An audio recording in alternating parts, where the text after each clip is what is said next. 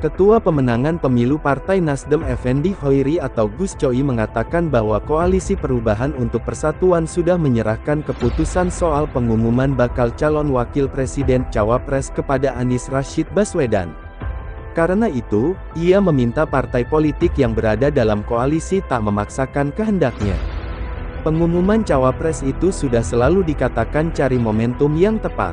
Tidak perlu ada desakan-desakan, tidak boleh ada yang bikin heboh, tidak boleh ada yang menyerang, ujar Gus Coy di Akademi Bela Negara Nasdem, Jakarta, Ahad tanggal 27 Agustus tahun 2023.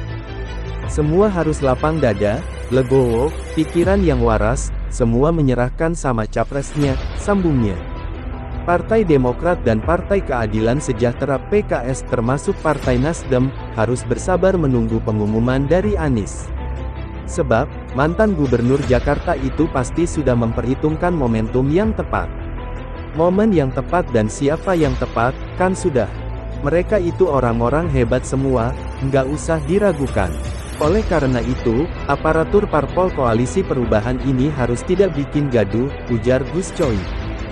Diketahui, Anies bersama tim 8 Koalisi Perubahan untuk Persatuan telah menemui Ketua Umum Partai Nasdem Surya Paloh, Ketua Majelis Tinggi Partai Demokrat Susilo Bambang Yudhoyono (SBY), dan Ketua Majelis Syuro PKS Salim Segaf Al-Jufri. Salah satu agenda tersebut adalah membahas strategi pemenangan untuk pemilihan Presiden Pilpres 2024. Ditanya, apakah pertemuannya dengan SBY membahas nama-nama kandidat calon wakil presiden cawapres? Ia menjawab bahwa hal tersebut sudah tak jadi pembahasan mereka. Anies menegaskan, pertemuan itu sudah membahas strategi pemenangan.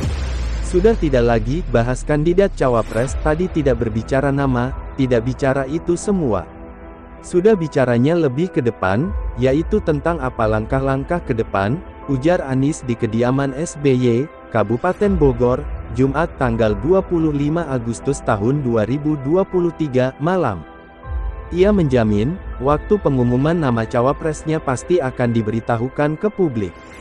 Ditanya lebih lanjut, apakah nama tersebut sudah mendapatkan restu dari Partai Nasdem, Partai Demokrat, dan Partai Keadilan Sejahtera (PKS).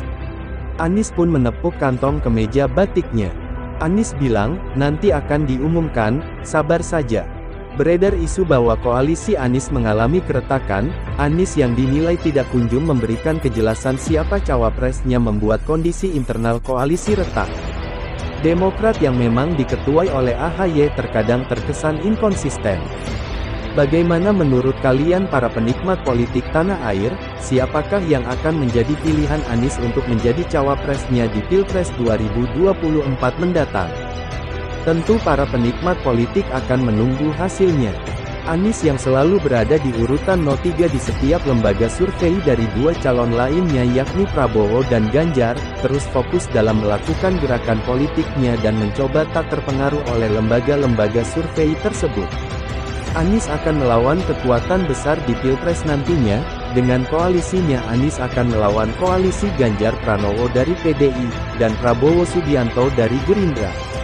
Namun berkali-kali Anies mengatakan, bahwa dirinya tetap optimis dalam memenangkan Pilpres 2024 nantinya, dengan ikhtiar serta cita-cita bersama.